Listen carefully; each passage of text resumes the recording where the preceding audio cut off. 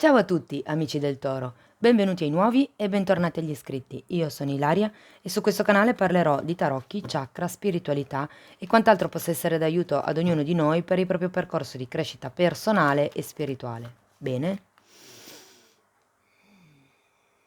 Mostrami Toro, tendenze energetiche generali per la seconda parte di luglio 2022. Grazie. Wow, amici del Toro, abbiamo la carta degli amanti, quindi qui si parla di un periodo di equilibrio, di un periodo di armonia. Per qualcuno potrebbe fare riferimento a una storia, una relazione, appunto in piena armonia, magari è una relazione che nasce, è un qualche cosa di profondo che nasce e fa riferimento anche all'amor proprio, ok? Andiamo a vedere con gli oracoli della saggezza che cosa vi dicono. Quante carte! Abbiamo messaggio in una bottiglia. Questa è un numero 15, questa carta, e rappresenta quello che potrebbe essere un segno del destino. Il fatto di o lanciare un messaggio all'universo, quindi emanare la vibrazione inerente o comunque legata a quel tipo di desiderio, a quel tipo di manifestazione che state cercando di creare, o potrebbe semplicemente essere che l'universo vi sta dando dei messaggi ehm, per aiutarvi a capire da che parte andare fondamentalmente. Abbiamo poi al mare un sacco di acqua, devo dire. Questa carta parla delle profondità del mare, o perlomeno questo è quello che dice a me. In realtà il fatto che in superficie ci sia calma non vuol dire che ci sia la stessa calma nella profondità, nel senso che ci sono molte correnti, ci sono molte cose sotto che non si vedono. Quello che vuol dire la carta è che si va verso una pace interiore. Il mare, l'acqua, rappresentano sempre tutto quello che è la zona dell'emotività. Quindi qui parla proprio di quello che è un andare a fondo. Co-creare. Ecco, questa carta io la adoro perché parla di creare, ma in modo consapevole, creare con, ok? Quindi è un po' il discorso del lanciare i messaggi di cui parlavamo prima. Si tratta di creare in modo consapevole, ovvero disciplinare i vostri pensieri per rendervi conto del tipo di vibrazioni che si emanano, ok? Quindi se io voglio arrivare ad un determinato progetto, ad una determinata relazione, ma ho paura, la vibrazione che io emano sarà quella della paura. Quindi creo qualche cosa partendo dalla vibrazione della paura. Quindi essere consapevoli del fatto che sto cercando di creare qualcosa e anche delle emozioni che metto nel creare questo qualche cosa. È una carta numero 40. Poi abbiamo spingersi al limite. Qui si tratta, guardate, lo sento molto collegato con questa carta numero 40. Questa è una carta numero 36 e la sento molto come un sfondare i propri limiti, andare anche un po' oltre quelle che potrebbero essere i vostri limiti, che può essere visto in una maniera non proprio negativa, nel senso, qui si tratta di andare nella vostra profondità, di imparare a co-creare in modo responsabile. Spingetevi al limite, andate fino a quando quasi non ce la fate più. Per molte persone significa che siete già in questa situazione e che è ora di rallentare un attimino. E poi abbiamo Yin. Difatti è una carta di ricettività, è una carta numero 2, parla di tutto quello che è la femminilità e l'essere passivi in quanto ricettivi, ok? Avete una bella schiera di carte, devo dire. Ok, andiamo a vedere con i tarocchi che cosa vi vogliono dire per questa seconda parte di luglio. Io intanto ricordo che le letture sono di carattere generale, non risuonerà tutto. prendete quello che vi serve e lasciate andare il resto all'universo. Per avere poi un messaggio più completo potete ascoltare ascendente e segno lunare, e in descrizione trovate il link ad un video che spiega come mettere insieme il messaggio di questi 3 oroscopi, e trovate anche la mia mail nel caso vogliate contattarmi. Partiamo con un 7 di bastoni e un 4 di spade. Allora, qui si tratta di qualcuno che si sta difendendo o che si è difeso o che comunque sta cercando di andare avanti per la propria strada, contrastando quelle che sono gli avvenimenti esterni, quelle che sono le influenze, i condizionamenti anche esterni, ok? Qui sento con questo 4 di bastoni che c'è qualcuno che si sta prendendo un periodo o avrebbe bisogno di prendersi un periodo per se stesso per cercare di curare determinate ferite. Il 4 di spade fa riferimento a un periodo che sarebbe necessario prendersi proprio per ricaricare le pile, proprio per cercare di vedere le cose da un altro punto di vista. Qui si parla proprio di quello che è una guarigione da un punto di vista mentale, quindi c'è bisogno di ritrovare un certo tipo di ordine anche nei pensieri, in quello che potrebbe essere la propria motivazione, in quelli che sono i messaggi che arrivano dall'universo. Abbiamo poi la carta della stella, quindi per molte persone fa riferimento a quello che è un obiettivo che avete in testa. Continuiamo con la carta della luna e la carta del re di bastoni. Quindi abbiamo 2 carte notturne qui, la luna e la stella. Quindi sento che molte persone sono effettivamente in questa fase yin, perché sono 2 carte che parlano della ricettività, parlano di quelli che sono i sogni come canalizzazione di messaggi, ok? E per qualcuno la carta della luna fa riferimento a qualche tipo di paura che sta ritornando a galla dal passato. Il re di bastoni può fare riferimento ad una persona che magari entrerà nella vostra vita, potrebbe essere una persona che vi aiuti ad uscire da questo momento di stasi, se vogliamo, e potrebbe anche aiutarvi a capire determinate cose che magari adesso in questo momento non sono chiare, perché comunque voi avete la carta della luna, ci sono delle proiezioni all'interno di questa situazione o di questa relazione, ok?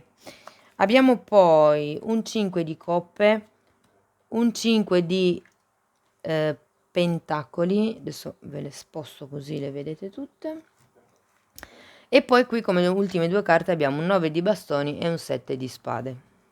Le metto qui giù. Ok, quindi sicuramente il 5 di coppe fa riferimento a quello che è una sorta di rammarico. Probabilmente qualcuno perderà un'occasione o potrebbe perdere un'occasione, perché abbiamo 2 carte di perdita, una di fila all'altra, e credo che molto faccia riferimento a queste illusioni di cui ci parlava la luna, queste proiezioni, ragazzi. Qui c'è qualcuno che probabilmente sta cercando di difendere se stesso, di difendere l'amor proprio, ok? Però fate attenzione, perché ci sono queste proiezioni del 7 di spade e della luna che in un certo modo vi impediscono di vedere le cose con chiarezza, di vedere le cose per quello che sono, ok? Andiamo a vedere carta per carta di che cosa si tratta. Fatemi vedere il 7 di bastoni, per piacere, grazie. Abbiamo un asso di denari al contrario e un asso di coppe. Wow, 2 assi. Quindi si parla di un qualche tipo di inizio ehm, che sento esserci stato più da un punto di vista magari dell'ideologia che non da un punto di vista pratico, perché comunque abbiamo un asso di denari che è girato al contrario. Quindi può essere che qui qualcuno stia difendendo un qualche tipo di situazione, di relazione, di progetto, senza però avere cose concrete in mano, senza avere dati concreti in mano, prove, diciamo così. Andiamo a vedere il 4 di spade, per piacere, grazie. Abbiamo un 9 di spade e un 6 di bastoni, interessante.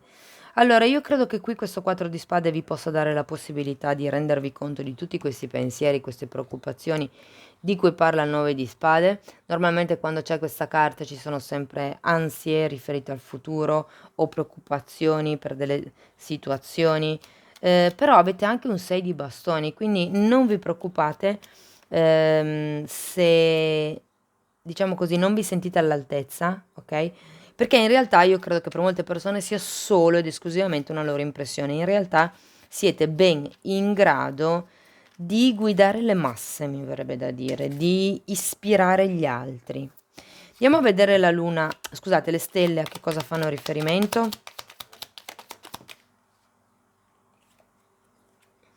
Tre di coppe, re di coppe e un 6 di pentacoli al contrario. Allora, per quanto questa dovrebbe essere una stesa di carattere generale, potrebbe essere che per qualcuno risuoni anche a livello romantico, perché questa stella, essendo spiegata proprio dal re di coppe al contrario del tre di coppe, mi potrebbe far pensare a una persona con la quale ci sia uno scambio, o meglio, non ci sia uno scambio equo. Il re di coppe, in quanto re, potrebbe rappresentare un genitore, un capo, una figura di autorità comunque, un terapeuta, un dottore, anche il vostro partner, perché no? Se fosse il vostro caso dove magari avete iniziato o volete iniziare qualche tipo di progetto con il vostro partner, potrebbe esserci insomma qualche tipo di disequilibrio in questo tipo di situazione. Fate attenzione perché non è detto che il disequilibrio sia reale, perché c'è la luna, quindi ci sono le vostre proiezioni di mezzo. Andiamo a vedere questa luna. 7 di pentacoli.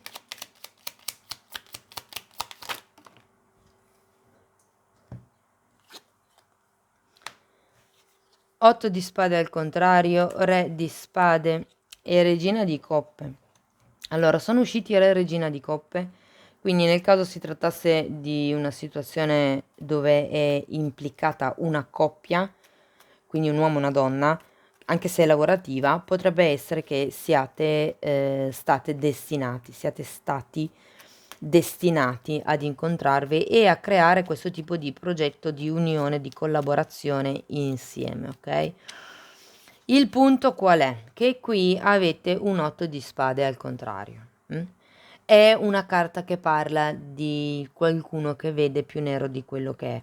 Ripeto, c'è la carta della luna, ci sono delle vostre proiezioni per quello che riguarda determinati atteggiamenti, determinate attitudini e un po' mi parlano di supposizioni. Quindi credo che ci sia qualcuno che qui stia facendo delle supposizioni inerenti a questa situazione o a questa relazione, non avendo ben chiaro la totalità della situazione, perché con la luna ci sono delle cose che si distorcono, c'è un qualche tipo di realtà che viene vista in modo distorto. E vi ricordo che anche qui avevate il 7 di spade che parla comunque di cose poco chiare, di qualcuno che non è completamente onesto o con voi o con se stesso. Andiamo a vedere il re di bastoni.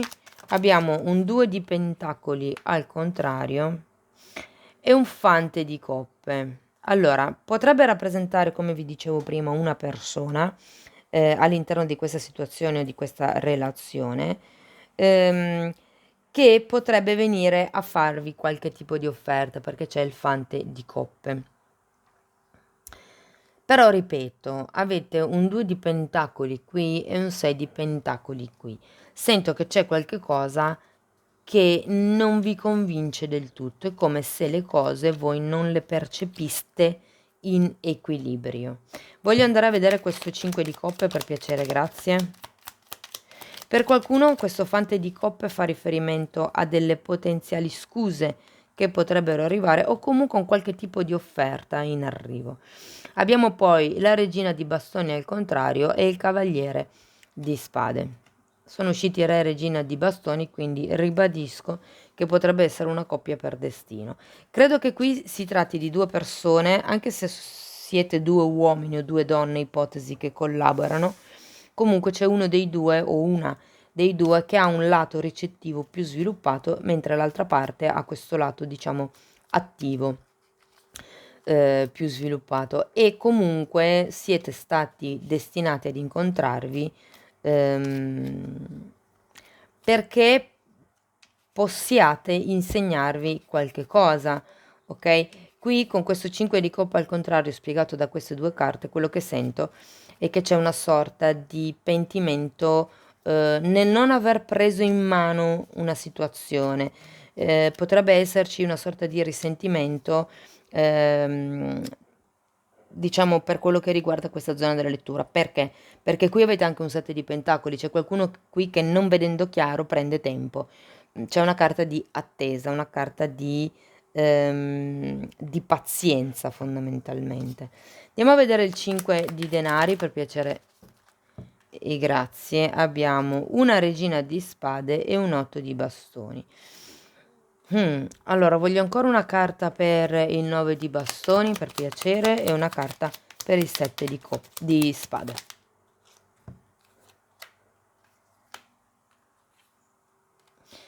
Allora, il 9 scusatemi, il 9 di bastoni è spiegato dal 10 di coppe, mentre il 7 di spade è spiegato da un 5 di coppe che avevamo già qui e dalla carta dell'appeso.